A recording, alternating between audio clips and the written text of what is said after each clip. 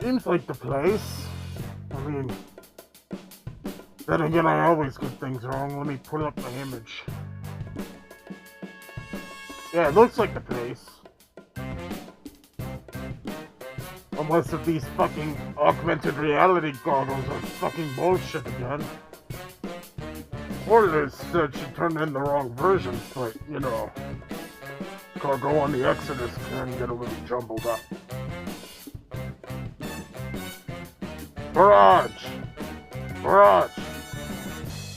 Barrage, come in. Yeah, Dozer, did you find the location? Should have Juno's jet near the, castle. Oh, it is the right location? Yeah. I see Juno's jet. Alright, me and Axel will be down there with our reinforcements shortly. Just hang tight and set up the Representative's recording equipment. You do remember the plan, right? Yeah. Stay down here. And while he's defusing Whoa! Spoilers! He's recording this part. Just wait for him to arrive and set up his equipment, alright? Yeah, that was on me, sorry. Oh, look, here he comes now. Hey, Dozer. Thank you for doing this for me again. Look, I know it's probably taking a lot out of your time, but, you know, this is really important to me, and... Anything to help out, boss. Since you're the only founder remaining, I might as well listen to you.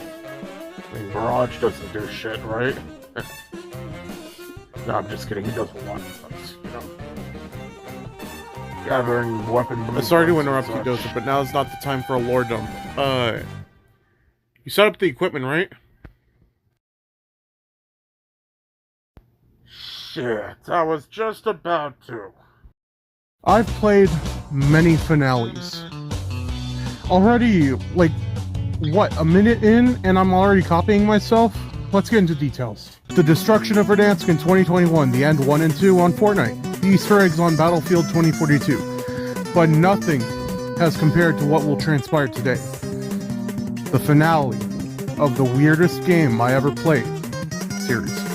I'm not gonna lie, I haven't been waiting. I only started in June and made a script for what I thought a third game would look like, but I scrapped it as soon as I heard the news about this game coming out like 4 days before my birthday. Pre-gamed it by playing a shit ton of Cyberpunk 2077 and watching Edgerunners.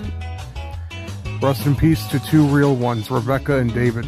So without further ado, get ready for more channel lore and witness the weirdest finale I have ever played.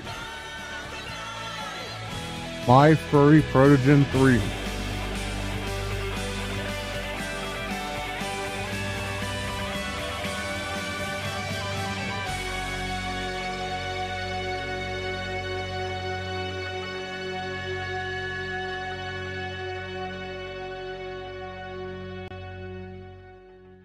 Why did I say that like a fucking Marvel vs. Capcom announcer?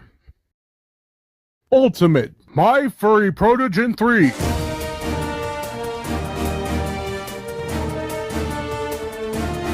The game opens up with a question: if we let Lance travel with us or let him stay home on his home planet. This is a choice you could have made in the second game, but I let him travel, so I picked that option. Let's see if there's any consequence to it later. The game starts us off in a jungle and it's too quiet, with Juno scanning ahead. Suddenly, a roar breaks out and startles you both. The two of you try to fight off the monster to no avail, so you devise a plan to lead the monster into a pit of poisonous flowers. However, it doesn't work. But Juno saves your ass and does a Metal Gear Rising revengeance on the beast. Fun fact, that's not an actual word. Revengeance is not an actual word. After the fight, our character reveals he has moved on from researching. Reminiscing about the past, you stall for a sec before Juno snaps you out and checks in with you. Our character has learned his lesson from the previous games. He stopped grieving his planet's loss. Two make their way to the mountain range, trying to locate something on a radar. Clarify at the end of the second game, Juno has a standoff with a purple protogen I am naming Newton, because he kind of looks like Newton, and they lose to him. Newton then retrieved all the devices we were gathering for the last game and fucked right off, leaving us to help Juno back to health. So we venture into the mountain and we find the anomaly machine we tracked down last game, throwing a grenade at it, and Juno retrieving it. Suddenly a purple portal shows up and Newton appears. Turns out Newton has been showing up every time we've taken down a machine. Juno and the player character have saved 57 planets from Newton. What matters to them isn't him showing up, it's about taking his toys away so he can't commit a Smiling Friends Season 2 Episode 6. I just rewatched it to catch up for like Season 3. The two make it back onto the ship and shower off. The protagonist talks about trying how to defeat him. He says in his mind that taming Arkai was pointless no matter how many times they tried it. Keep in mind, Arkai is the power force that Newton wields, and he defeated Juno with it. Juno then distracts you with an implied sex scene. I want a closer look. Gross. No. Why on earth would I want to take a look at your tiny little cock when I can look at my boyfriend's even bigger, sexier, way more appealing cock? What are you? Oh my god. No. I am not marveling at the size of it. I am appalled that you would pull your cock out in the middle of... You rail for thinking about the people without the patch. Because I'm assuming he had a hand in writing the story. If he didn't, then that's on me. I'm skipping over filler, but the writing is really convincing me that the player and Juno are closer than they were, say, in the first and second game. Probably because it takes place 2 years later, but hey, who am I to talk? After training, Juno asks if we want to try taming Arkai. We agree to it. God, that sounded dirty. Arkai training is like meditating, focusing on your inner self, which our protagonist sucks at, because, you know. The two meditate for approximately 40 minutes before the player character says, "Fuck this." Juno shushes him. He continues to meditate, and we get a lore dump about Arkai. Arkai is like midichlorians in Star Wars, life force basically. Read up on that. I can't afford to make this video 40 minutes long, but it's probably going to end up that way. We say to Juno that we think something's missing. He suggests blowing up planets. Juno disagrees, obviously. Only a few days pass and they're heading to another planet, Astera 3. Juno says it's a part of 2 planets, orbiting a dwarf star. However, it is stated that the planet was uninhabitable for millennia. For humanoids on the planet who at first opened up to other planets, but then hermited themselves away. Like that one friend in your friends list, they were last seen a long-ass time ago. They sent a reply back to Juno's message to them, and our character has a Joseph Joestar moment and goes, "Oh shit!" Reply was, "This is Vala. The planet is closed to visitors. Please turn back." We tried connecting to satellites for more info since Vala wasn't anywhere in public records. There's no satellites, or visible ones at the least. We hope to God that there aren't any AA systems down there. Juno conducts a technical checkup on both the ship and the jet. The two then prep for the expedition. Juno cooks a dish at the end of the day. A dish I really wanted to know the name of, but it says that they ate root-based plants. But it's gotta taste like beetroot. Looking back, I kinda want to try beetroot. After dinner, Juno goes back to contacting the planet to no avail. Morning, they set up for the trip. To add context, this could be an old man with a shotgun threat, or it could just be a corpse talking threat. The two then make their descent downwards towards the planet. Land on a helipad and venture into the tower they landed on. At first, it seems to house the device they need to disable. Wait for it to be relocated or 10 kilometers away when they get close to it. The city was silent, like dead silent. Think Tilted Towers on a good game of Fortnite Season 3. Going to wherever it was located, it moved again. South. Anomaly devices cannot move, so something fishy is afoot. South, they reach a statue that says Vala doesn't sleep. Vala dreams. They move on towards the location, and they find the same inscription on the wall of the building. Juno calls for exfil. Seemingly no response from Pixie to be heard. Character worries about the place. When we woke up, the place was changed. From a city with neon lights. You try to find Juno and she comes up behind you. She says she doesn't remember sleeping. Come to think about it, she thinks she's been teleported. The equipment fails you when you try to use it, and you've been stripped of all of your weapons. Like you've entered a casino in Fallout New Vegas. Suddenly, you and Juno feel a vibration and grab onto the nearest thing for dear life. Figures appeared in robes. Alright, am I playing My Furry Protogen or the preview to Black Ops 7? A faceless robed figure reaches out, but Juno saves you. As the two of you delta, a figure comes between you and the path ahead. Juno lunges but gets knocked into a building by it. Grab her and bolt. As you two finally reach safety, Midas's shadows swarm you. However, one figure amongst them was humanoid, unlike the shadow people. He ushers you into the building and disappears once the two of you are inside. Juno explores the place as you sit down and discovers an interface. She then has a Joseph Joestar holy shit! And realizes that it controls a virtual reality station. Vala's just a copy of MythOS. On your way to the exit, a voice calls out to you, and Juno checks up on you. Both you and Juno carry on only to get separated by a fog. In the fog, you encounter the figure from earlier, who takes the form of your mother. Your mother. Avoid falling for it. Find Juno and catch up with her and escape the simulation. Juno calls for exfil, and Pixie finally answers. Turns out, Newton hid the device near the AI VR thing to buy time, and to kill 3 birds with 1 stone. A planet and the two of you. Suddenly, drones attack you, but Pixie intercepts, saving the two of you. You go for the device, but Newton appears. You evac without it. Unfortunately, Newton hits your jet, totaling it. The two of you make their way into the ship. Juno sets a course for Protogen Inc., a company owned by Juno's sisters that specialize in fixing ships up. These sisters aren't actually sisters, not biologically. Their names are Aura and Nova. I'll get into detail about them later, like always. They were to each other like how Xena and Juno were. When the war was over and they were liberated, they ventured off into neighboring galaxies. The rest is history. Nova's an engineer, Aura handles finances. Juno says they'll offer shelter for us while they repair the jet. It is revealed that this is a new experience for us, a repair station that isn't inhabited by automatons. A few days later, you're playing on your tablet when Pixie says that you're nearing the station. Your and Juno's silhouette appear. For the first time, it is given detail. You look like Shaggy from Scooby-Doo or Vinny Vine Sauce. It surprises you. The station looks like an artificial planet, or like the Gargantua one from Venture Bros. Deep cut reference.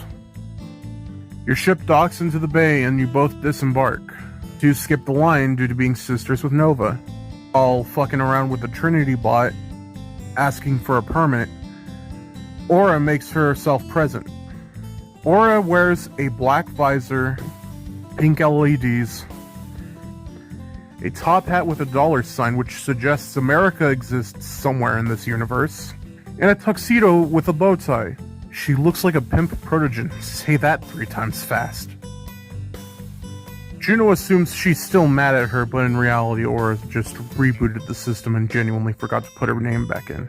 I would say I call bullshit, but she doesn't hold grudges. Aura questions who we are. Someone should play the 2 previous reviews for her. And the 2 of you are let in as Juno says she'll let her know once we're in. You make your way to Aura's tower and you see the two sisters argue and make up in seconds. You get introduced to Nova. The character says it's nice to meet you. Apparently, Aura was pissed that Juno went to Xena for armor in the second game instead of going to Aura. Wonder what kind of world that would be if it happened. Anyways, the two see each other, and then Nova appears. Fuck. I'm gonna say this, I think Nova might rival Juno. Something about the open lab coat and 4 ears on par with the orange and white color scheme Juno rocks. Nova scolds Aura for omitting Juno from the list, and Nova talks to Juno catching up on events and such. Mentions Marwyn. Holy shit, full circle. Aura switches their attention to something and Nova notices. Juno fucking dies from hyena syndrome, and so did I writing this shit. It was so unexpected, like I didn't expect her to say, "What's up, little one?" I didn't expect Nova to go, "Yo, what's up, little fucking shorty?" I was laughing my ass off. Juno corrects her, and Nova reveals that humans are a rare sight. Juno makes a few requests and gets down to brass tacks. Explains about the planets that keep blowing up, ours included. Turns out Nova and Aura hadn't heard. Shows how big this fucking universe is. And explains that the assailant is a protogen with a hard-ass image of Newton.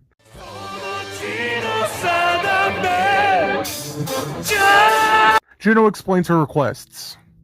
1, to fix her jet, since it was attacked in the encounter with Newton. And 2, to reverse engineer the devices. Aura outright puts a price on her requests, while Nova promises to fulfill them. Nova then says that they don't charge their sisters, only their brothers. Aura is crabs maxing. Fucking kill me. Why did I type that out? Crabs maxing. Sponge boy me Bob!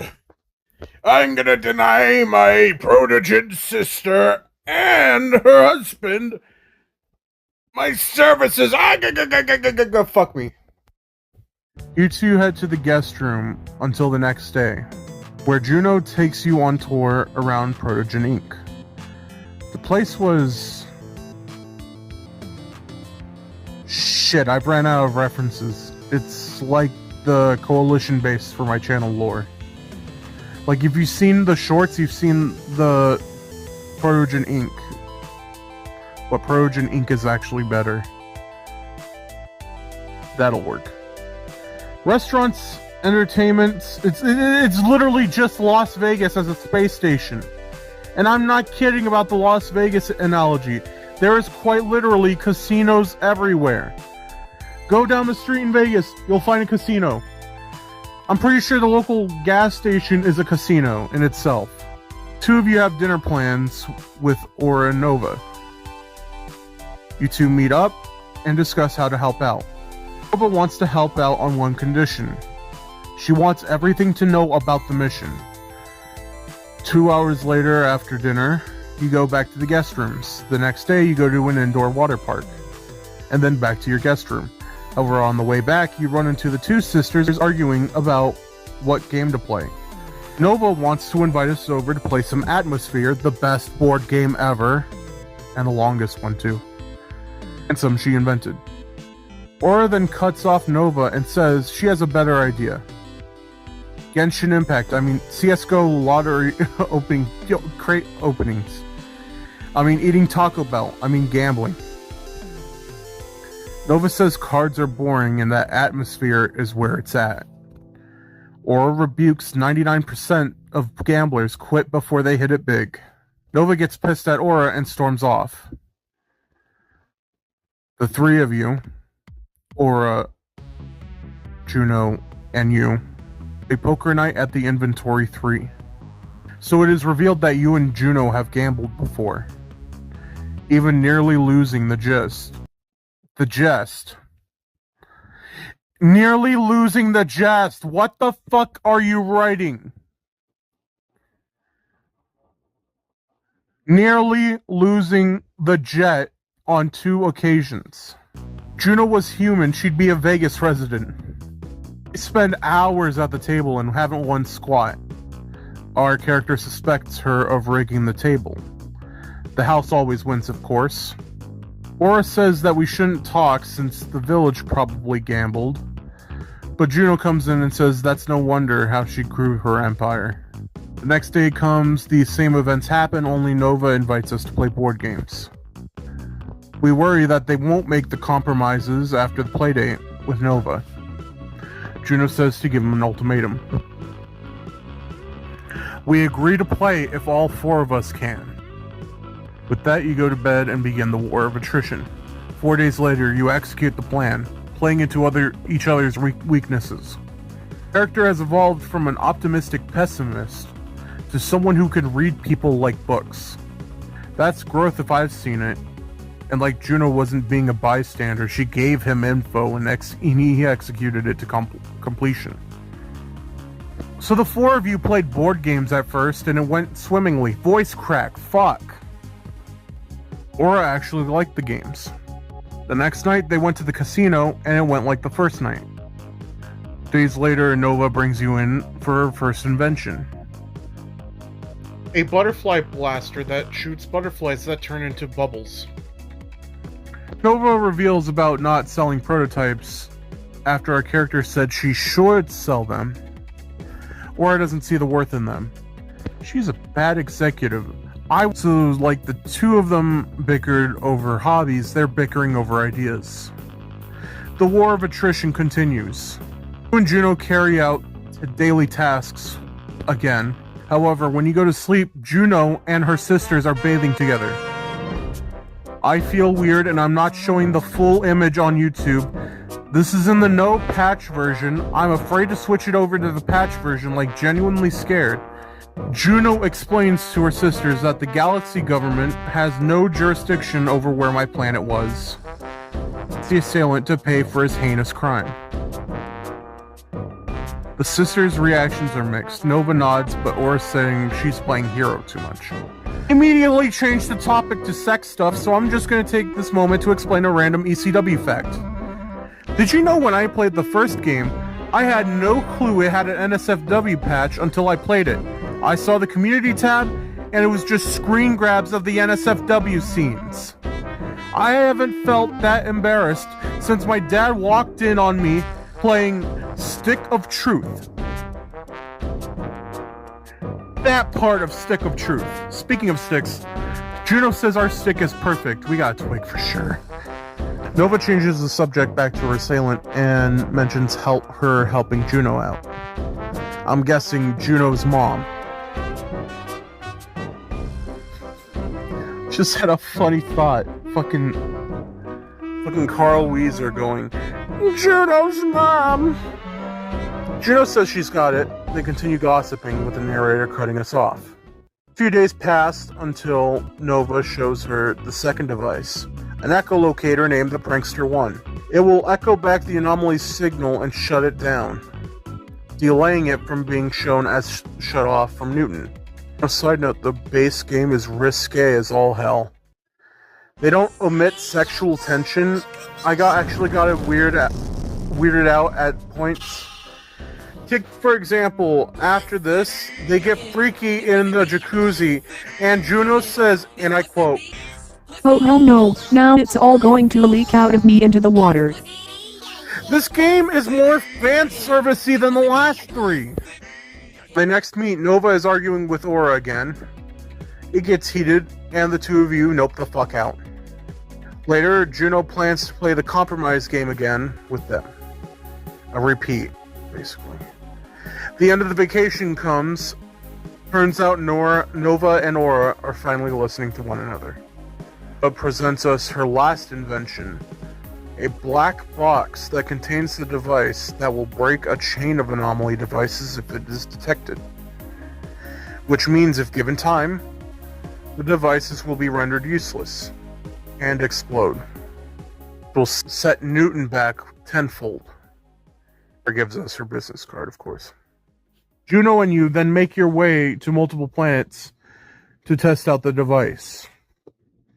Hey, I just wanted to make a summary of the third act of the game.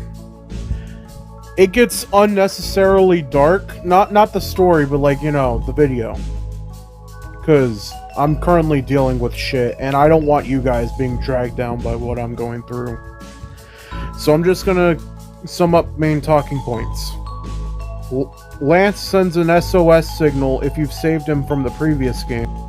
I say saved him because, you know, all of his family is dead at this point. You go through the motions and find out that a tribe has activated something to kill another tribe. However, it ended up killing all sentient life on the planet. You help Lance bury his shit and get off that planet, basically. Again, sorry I have to summarize it. If you want the actual video, I'll post it. I just need to edit out personal information because it got too personal. We're getting into some spoiler territories, so if you don't want spoilers, skip ahead to the timestamp I have posted here. You have 10 seconds.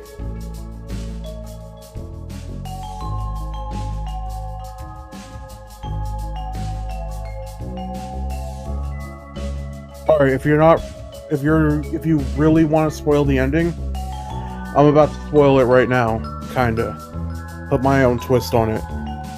To finish up the summary, you, Juno, and Lance find a machine that has crystals in it.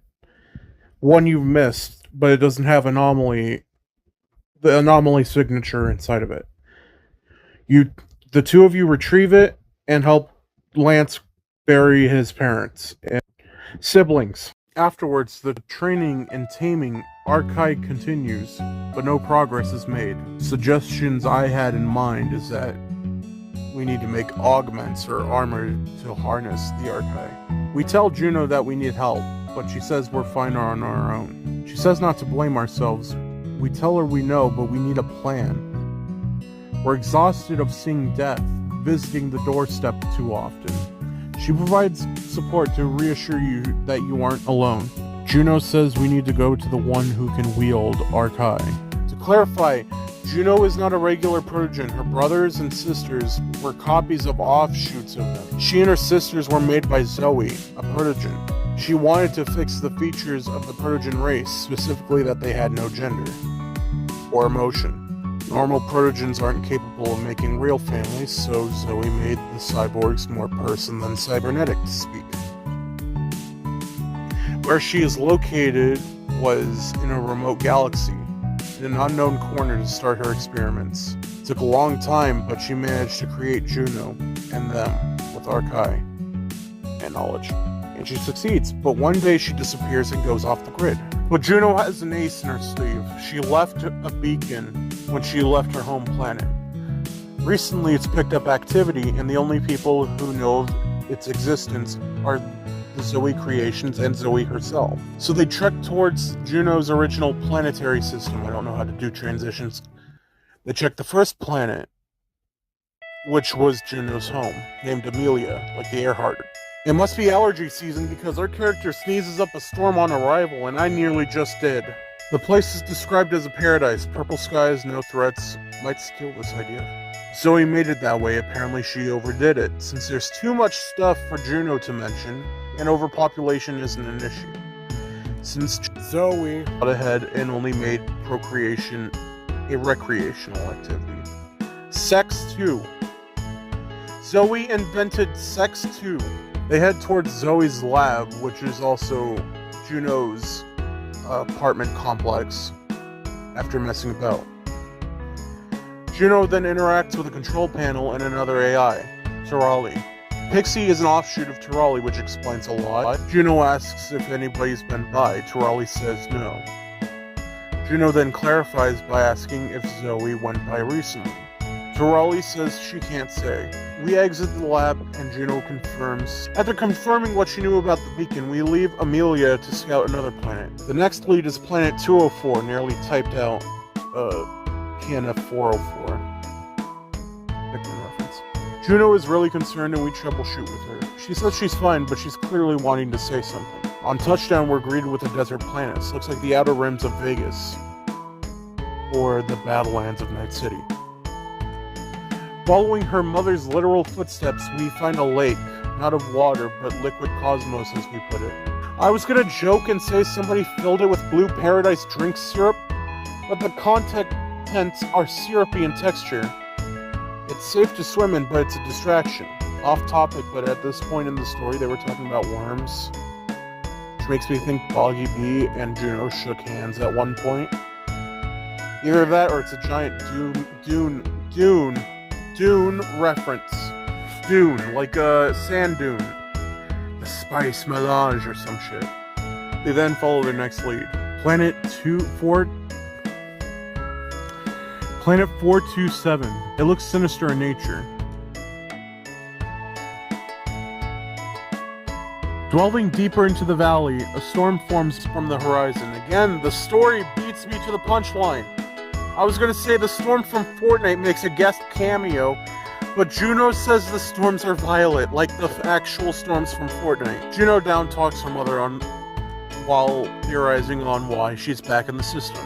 Seems like Zoe's a deep wound, like trauma. I mean, she's a deadbeat mother, obviously. Suddenly the ground shakes, and it gives us a good excuse to hightail out of the planet. Next was Planet 11. And with it, Juno was even more nervous than the last time. A mushroom field greets them on arrival like a giant Minecraft/Trove mushroom biome. It's humid and overbearing with spores. Makes sense for a mushroom planet. Our character feels like they're being watched as they trek out throughout the planet. Turns out their paranoia was warranted. They hallucinated their fingers glowing, and a whisper followed by eyes on the mushrooms, and a giant red fog. We wake up. The incident made him recall trying Fireball whiskey, saying all he recalls from the hallucinations was having fun with 3 Junos. Having fun with 3 Junos. I'm curious now as to what happens in the NSFW patch. Thank God I'm not playing it. It was an aphrodisiac. Juno laughs at us because all she saw was us moaning her name on the floor. Like someone injected us with liquid Viagra and pushed us onto the floor. What the fuck, Rael? The next planet, Joey. Fucking Joey. No, it's Juno. Juno doesn't have a mother. She has a father. It's the funny Swedish man from Vine Sauce. You smell of poo-poo pee-pee. The next planet Zoe was last seen on is the one she's actually on. Juno freaks out. She's worried that Zoe doesn't want to see her. We help her de-stress. No! We help her calm down. No. After we help her calm down, we walk towards Zoe, and she's sleeping. I am extremely envious of her mother. She wears a tropical jacket that I want. There's flamingos and aviators all over it, dude. I want that jacket. She looks similar to Juno, but has less expression. Is more polygonal, having 2 more ears than Juno has.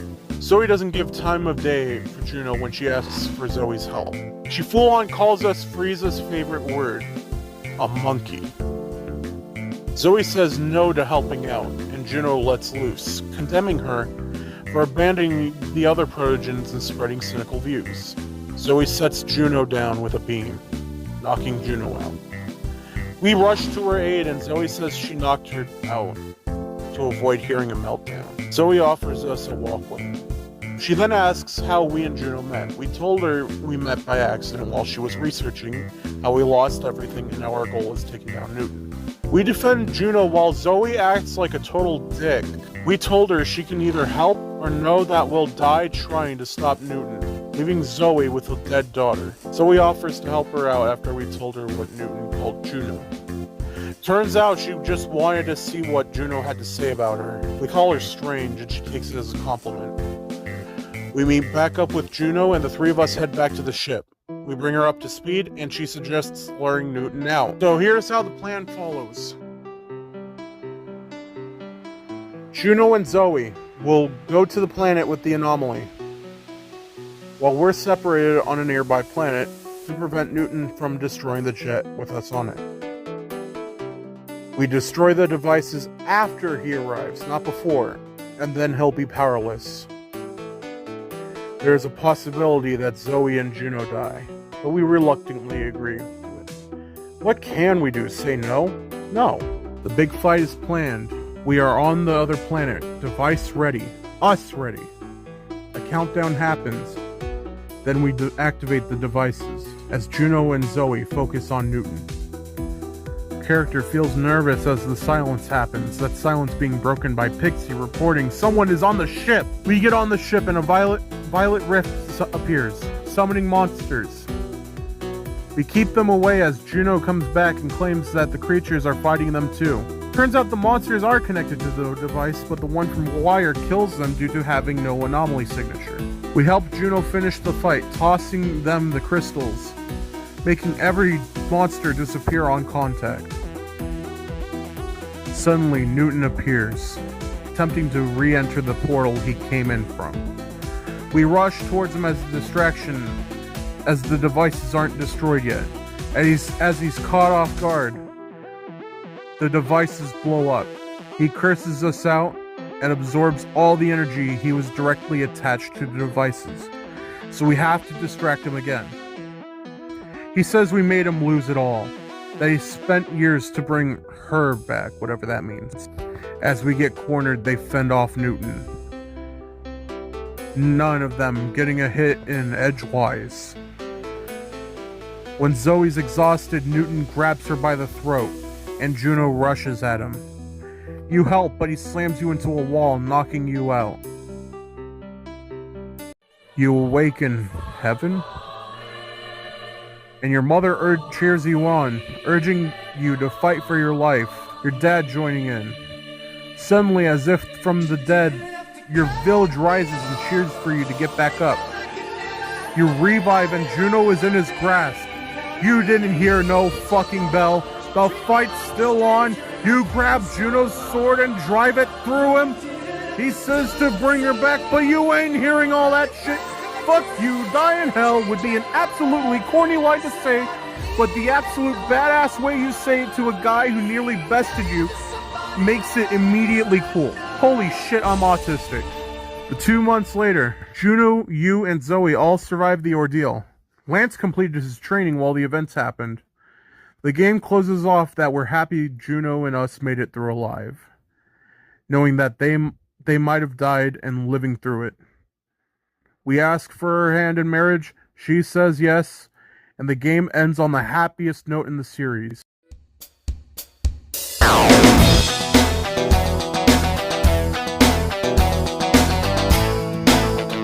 The game had me hooked through and through. I genuinely thought we were gonna die saving Juno from Newton. But I was pleasantly surprised with a happy ending. Like, hold on. The lore for my channel was gonna focus on the death of that ECW. And then starting a war with fucking Newton. But I guess we gotta do something different. The artwork is noticeably different, more bubbly in nature this time. I like it. Again, good work, Zod. The story this time, however, 75% of the time it was like always, pretty top-notch, but 24 of it seemed kind of fan-servicey at points. And 1% was genuine, what the fuck were they smoking at Dirty Fox Games? Which was during the search for Juno's mom, you enter a mushroom planet, step on an aphrodisiac mushroom, and then you wake up on the ship, remembering 3 Junos absolutely running a train on you. Keep in mind, Juno's a super soldier. All the protogens are super soldiers. That's like 3 big guys, and they bust on your thighs, eating your ass like it's apple pie. If they keep fucking you, you probably might just cry. Music actually sounds better, like I might actually listen to some tracks in my off time. Juno's still gonna be a character I feature, but like, you know, I still don't own her. I'm waiting for the day I inherit $1 million. I'm gonna go to Rail. I'm gonna tell him, hey, I got $1 million. Can I buy Juno off of you? And he's probably gonna say no. That would be fucking stupid. It's a joke. I genuinely don't want to own this character. I mean, I already own a plushie, but like, you know, owning the character herself, that's gonna be like a ton of shit to deal with. I've seen how Juno fans are. Like, genuinely, people wanted to smash her innards out. Like, dude, do you even know that she's a scientist? Do you even know that she explores planets for a living? I swear, you only look at the NSFW scenes after you beat the game. Don't pay attention to the lore. Yeah. You install the patch and play it for the patch. I play it for the story. We are not the same. And with that, there are no more games on the horizon. Maybe Protogen Inc., but it has no mention of Marwyn, so I'll pass. Hey, Representative, the video's done. That's what I like to hear. I just Wait a minute, Zoe's located a talking. signal entering the atmosphere. Everyone prepare yourselves, and provide a distraction for Newton. That's your cue, Axo. Get out there and show him hell. I swear, I'm gonna carry Barrage again. It's like always. Always I carry him. So yeah, that was my review of my Furry Protogen 3. I hope it was worth the wait, because I had a lot of setbacks during this. It was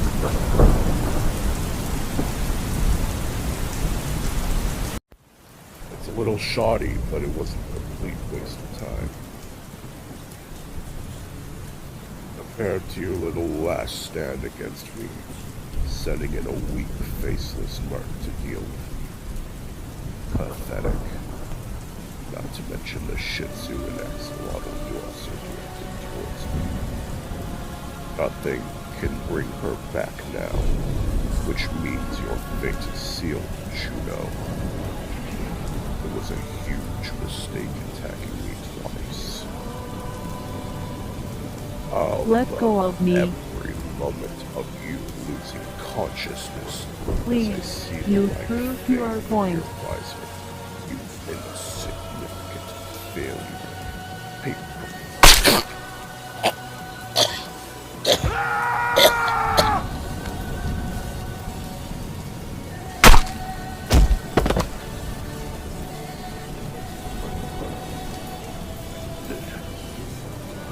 Fucking human.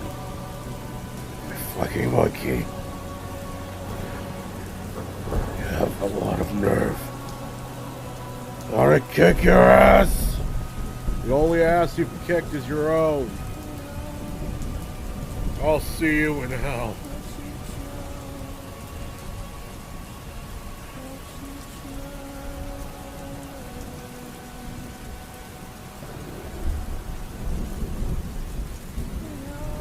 Exo. I did it. Kicked his ass.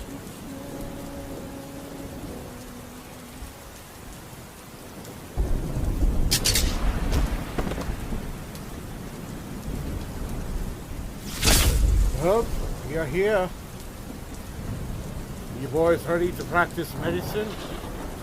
Medic, everybody knows that your voice is fake. Nobody lets me do the voice around here. You gotta repay that favor to Zoe and, Barrage. Assuming his father doesn't speak, but, let's focus on our job here. Well, I didn't come out of retirement for this. Yeah, I didn't come out of retirement for this. Look, sooner or later you gotta stop improvising your lines. Anyway, we have medicine to practice. That was gay! If you think that's what's gay, you should see what your counterpart is doing.